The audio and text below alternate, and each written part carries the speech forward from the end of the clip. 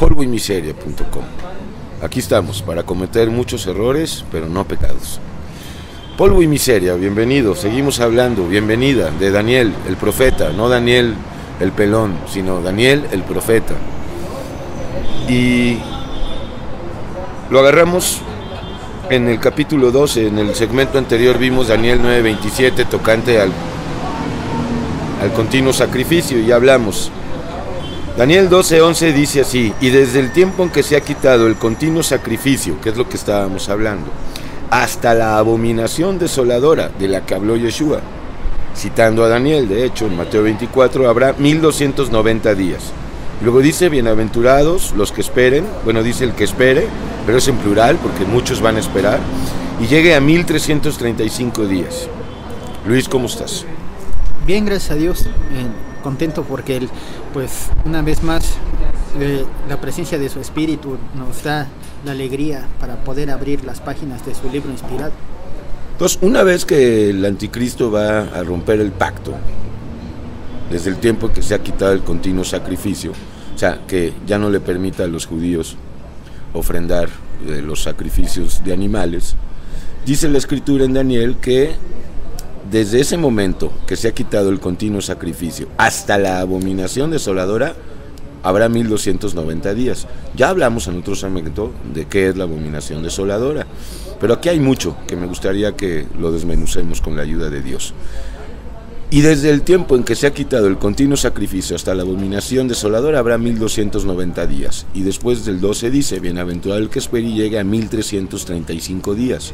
Entonces, el que espere 1260 días no entra, solo los que esperen 1335, ¿o cómo es?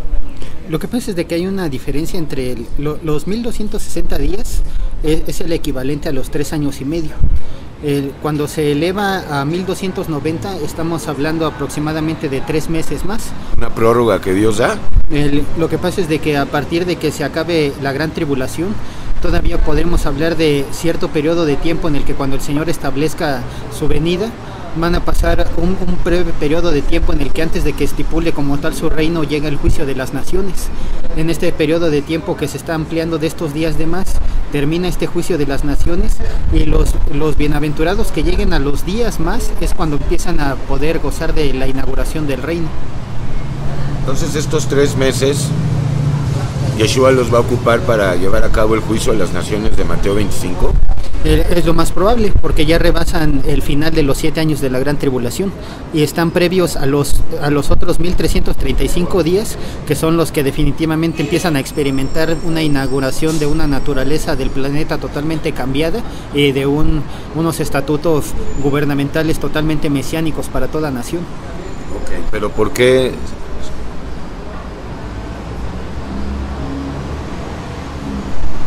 ¿Por qué se añaden primero 30 días más, de 1260 a 1290 y luego a 1335 días? Hay que recordar que... ¿Tiene que ver con tiempos y medio tiempo? No, tiempos y medio tiempo son los 1260 días. Cuando se añade ese tiempo hay que tomar en cuenta que cuando regrese el Mesías, le quita su gobierno al anticristo y a la bestia, y en ese momento se acaba ese periodo inter entre el juicio de las naciones. Y es un periodo que podríamos hablar que ya tiene un poquito de días después de haber tenido él un control. El control que le fue dado de 3 años y medio ya llegó a su fin, y ya su estancia ya en los acontecimientos preliminares al final total ya son el tiempo que está viendo Daniel aquí abarcado, con algunos pues no pendientes, pero sí ya lo que culmina en este lapsito de tiempo.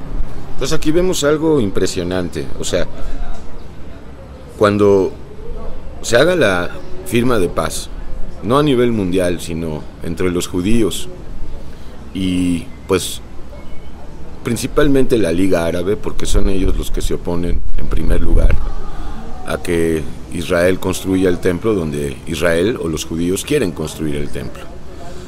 Habrá 1260 días, 3 años y medio, pero con un añadido de 3 meses más. Ahí es donde comienza la gran tribulación, no antes. ¿Y el arrebatamiento cuándo? Porque muchos piensan que es al final de los 1335 días, lo cual es ilógico absolutamente. ¿Cuándo encaja en este contexto que estamos leyendo el arrebatamiento? desde luego antes de la firma de paz, ¿no? Sí, el arrebatamiento es antes de los 7 años. Lo hemos visto a la luz de segunda de Tesalonicenses 2, del 7 al 8. Entonces después arrancan una primera sección de 1260 días que son una paz falsa. Que cuando digan paz y seguridad. Así es. Y cuando llegue la destrucción repentina de este texto, primera de Tesalonicenses 5:3, en ese momento se sienta la abominación desoladora, corren la siguiente mitad de tiempos y la mitad de un tiempo, que son los 1260 días de gran tribulación y de gobierno del anticristo, seguidos por ya ahora sí el final de lo que los acontecimientos posteriores a la gran tribulación y previos a la segunda venida. Entonces, por lo tanto, ya para este entonces no hay arrebatamiento de la iglesia, ya había sido efectuado. Muy bien, pues creo que hemos hablado lo suficiente. Ok, entonces hacemos un llamado a todas las personas que tienen ese cosquilleo de cuándo va a ser el fin del mundo y que miren, un planeta va a chocar con la Tierra. Pues más bien lo importante es que si hemos de chocar sea encontrándonos con el resucitado y caigamos de rodillas ante Él, porque su amor no es tiranía como la del anticristo y su salvación no es condicional a romper pactos, sino que quiere redimir a la raza humana por amor y con el precio de su sangre propia. Y otra vez aclaramos, ¿cuál es el continuo sacrificio? El histórico era que el ministerio levítico en el tabernáculo y en el templo tenían un sacrificio de mañana y de tarde. Y ese mismo se va a volver a querer instaurar. Efectivamente. Sin embargo, para los que todavía estamos en este tiempo de gracia previo a la reconstrucción del templo, hay un sacrificio que no tiene que ser continuo, ya fue efectuado una sola vez y para siempre, no con sangre de animales, sino con sangre propia, y no con las sangres que nunca pueden quitar el pecado, sino con la sangre del Mesías. Nos recomendamos que vayan a leer la carta a los hebreos, ¿no? Sí, el capítulo 8 y 9 habla mucho, y el capítulo 10 habla mucho respecto a este asunto. Muy bien, entonces el continuo sacrificio no lo quitó Obama cuando fue a la sinagoga de Belén, ¿verdad? En el 2009. No, para nada. Ese es un acontecimiento que no se ha llevado a cabo, y que incluso como tal Belén es una aldea y el templo debe de estar en Jerusalén. Entonces el lugar geográfico y la época y el personaje no coinciden con la profecía, por lo tanto sigue siendo un momento específico para el futuro. Futuro próximo. Sí, definitivamente las señales las estamos viendo. ¿Cuáles señales? Señales en los cielos, guerras, hambres, pestes, aflicciones en diversos lugares, terremotos, tsunamis. Eso nos da una pista que el Mesías dijo: cuando vean todas estas cosas, el matrimonio entre homosexuales como en los días de Noé, cuando veamos todas estas pistas que se están armando, este rompecabezas está siendo terminado, es porque la venida del Señor ya está a las puertas, pero no vendrá sin que antes venga el que quitará el continuo sacrificio, es decir, el inicuo, el inspirado por Satanás, y que vendrá a firmar un pacto falso con tal de engañar, de ser posible, aún a los escogidos. Y va a demandar adoración para sí mismo. Por lo tanto, esto es algo que debe de reflexionar a todos, que pues en cuanto al pueblo judío, no pueden adorar a este hombre que se haga pasar por Dios o sea objeto de culto, porque pues finalmente Shema Israel, Yeshua Eloheinu, Adonai Echad. Muy bien.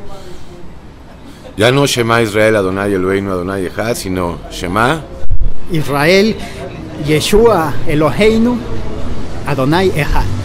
Bueno, pues ya lo oíste y esperamos que Dios te lo confirme. Gracias, Luisito. Gracias a Yeshua. Polvo y miseria.com